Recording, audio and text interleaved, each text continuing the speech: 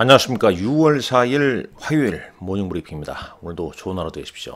먼저 미국 시장 결과 핀비지닷컴 통해서 살펴보도록 하겠습니다.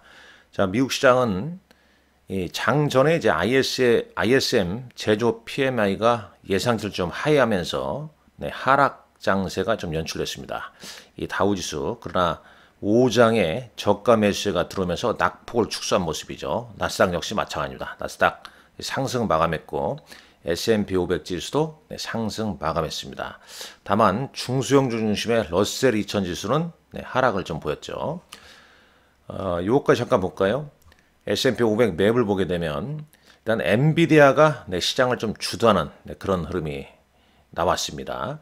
어제는 이제 순환매로 하루 전권 순환매로 봤을 때 매그니피션트 7 이 메가캡들이 좀 약세를 보인 반면에 금융, 산업재, 유틸리티, 에너지 관련주들이 상승을 좀 보이지 않았습니까? 근데 오늘은 좀 다른 양상이 전개됐죠. 그렇지만 이제 핵심은 엔비디아만 강세였다 이렇게 볼 수 있겠죠. 이 반도체 주식들이 전반적으로 다 올랐냐? 또 그건 아니라는 거죠. 이 대만에서 열리는 컴퓨텍스 2024에서 또 엔비디아가 또 새로운 AI 칩을 발표하지 않았습니까? 2026년에 출시할 루빈이라는 새로운 칩. 그로 인해서 엔비디아 주가는 이제 4.89% 올랐고요. 반면에 AMD 주가는 하락을 했습니다. 일단 마이크론 올랐고요. 애플, 메타, 아마존 올랐습니다. 테슬라는 지금 6월 13일 주주 총회 톱큐가 있죠. 그걸 좀 의식한 가운데 최근 혼조세를 좀 보이고 있습니다. 아스코 영역인가요? 바이오 헬스케어 관련주들은 선별적으로 좀 상승세가 좀 나왔습니다. 국제유가 급락 나왔죠. 그럼에 따라서 에너지 관련주가 큰 폭으로 좀 조정을 좀 받았습니다. 자, 준비된 내용 보면서 말씀드리겠습니다. 자, ISM 제조 PMI 이게 이제 여기서 한번 볼까요? 트레이딩 이카노미스닷컴 보게 되면 이게 지금 ISM 매뉴팩처링 PMI지 않습니까? 이게 50 이상이면 이제 경기 확장. 근데 지금 이제 50 밑으로 진행되고 있죠. 4월 달에 49.2, 이번에 더 떨어졌죠. 48.7로 떨어졌습니다. 48.7. 컨센서스를 좀 하회했죠. 이 부분이 이제 시장 오전장 좀 하락 요인으로 좀 보였다는 겁니다. 일단 10년 만기 국채금리는 11 베이스 포인트 하락했습니다. 4.4를 기록했어요. 4.4%. 자, 지난주에 4.5를 넘어가면서 기계적인 선물 매도세가 우리 시장에 나오지 않았습니까? 그렇다면 이 4.4로 이렇게 떨어졌으면은 코스피 200 야간 선물 지수는 마이너스 1.8포인트로 하락했지만 외국인들의 오늘장 선물 매매 동향을 좀 보셔야 할 것 같습니다. 만약에 4.4로 빠져서 외국인 선물 순매수가 유입됐다면 4.5를 기반으로 외국인들이 알고리즘 매매를 한다. 선물에서 이렇게 판단할 수 있는 거겠죠. 그렇지 않고 또 오늘 외국인 선물 매도가 나온다면 좀 파악하기 좀 난해할 수 있겠죠. 그러나 중요한 건 이제 이거 아니겠습니까? 10년 만기 국채금리가 다시 4.4%를 기록했기 때문에 다음 주에 예정돼 있는 FOMC 회의를 앞두고 그렇게 크게 미국에서 연준 관리들이 금리 인하를 서두르지 않을 것이라는 그런 신호를 좀 계속 보낼 것이고, 이번 주 이제 고용 지표를 보면 더더욱더 알 수 있지 않을까 하는 생각이 듭니다. 국제유가 하락 배경은 이제 오페크 플러스가 예상치 않게 올해 일부 생산량을 회복시키겠다 이런 발표를 하면서 유가가 급락을 했죠. 국제유가는 배럴당 74달러대로 떨어졌습니다. 떨어졌으면 이제 서울 시내의 주유소 가기가 겁나죠. 이게 떨어지면 바로 또 반영을 안 해요. 반영하리라고 봅니다. 원달러 환율 보겠습니다. 원달러 환율은 어제 우리 시장은 1376원대로 끝났는데 오늘 NDF에서는 1371원대로 밀려났습니다. 반도체 ETF 강보합 정도로 마감했고요. VIX는 소폭 좀 올랐습니다. 종목 뉴스 보게 되면 일단 앞서 봤습니다만 엔비디아와 AMD가 이제 AI 개발 글로벌 붐을 촉진하는 차세대 칩을 보였죠. 그러나 이제 AMD는 2% 하락, 엔비디아는 4.8% 상승했는데 핵심은 이제 루빈이라는 차세대 AI 칩을 발표를 했고요. 오늘 엔비디아의 상승 배경에는 이제 뱅크 오브 아메리카에서 엔비디아 목표가를 1,500달러로 상향 조정했습니다. 1,350달러에서 1,500달러로 상향 조정함에 따라 엔비디아 두 개 영향을 받아서 상승을 했다. 이렇게 볼 수 있겠습니다. 여기 나왔지만 엔비디아는 주가 상승했지만 다른 AI 주식들은 이번 주 출발이 하락으로 출발했다는 내용이죠. 자, 엔비디아의 넥스트 제너레이션 차세대 루빈 AI 플랫폼 AI 칩을 2026년에 나올 루빈 AI 플랫폼을 이제 공개를 했죠. 젠스랑 CEO는 2025년 블랙엘 울트라 칩을 내놓을 것이고 2026년에 루빈이라는 차세대 플랫폼을 발표할 계획이죠. 블랙이니까 이제 B100, B200이고 여기는 이제 루빈이니까 R 뭐 100, 200 이렇게 나오겠네요. 젠스랑은 이제 곧 출시될 루빈 AI 플랫폼은 HBM4를 사용할 것이고 여기 내용 보게 되면 이 내용입니다. 이 내용. 여기 보면요. 쭉 나와 있죠. HBM4를 사용할 것이라고 나왔죠. 그리고 이제 이 부분을 SK 하이닉스가 2025년까지 대부분 솔드아웃 했다는 얘기입니다. SK 하이닉스 오늘 주가도 한번 우리가 좀 눈여겨봐야겠습니다. 어제 SK 하이닉스 주가 상승 마감했죠. 이런 기사 내용이 오늘도 SK 하이닉스에 긍정적으로 좀 작용이 될지 아니면 기반영했는지 좀 체크를 해야 할 것 같습니다. 자, 그리고 테슬라 이야기를 할 수밖에 없는데 테슬라 오늘 1% 하락했는데 테슬라 일정 중요합니다.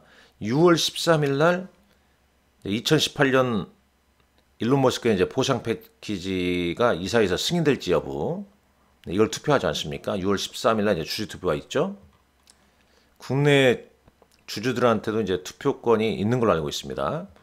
이 투표 결과는 7월 13일에 알 수 있다고 하네요.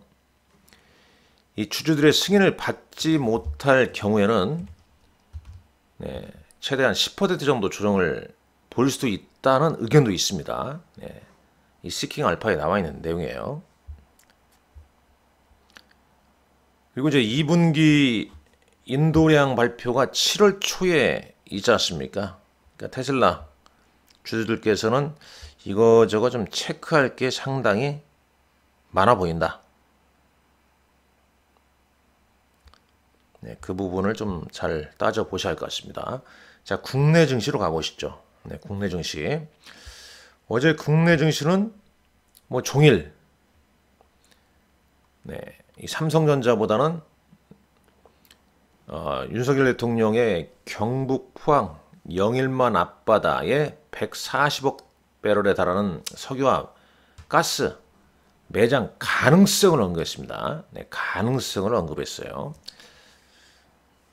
가능성을 언급했는데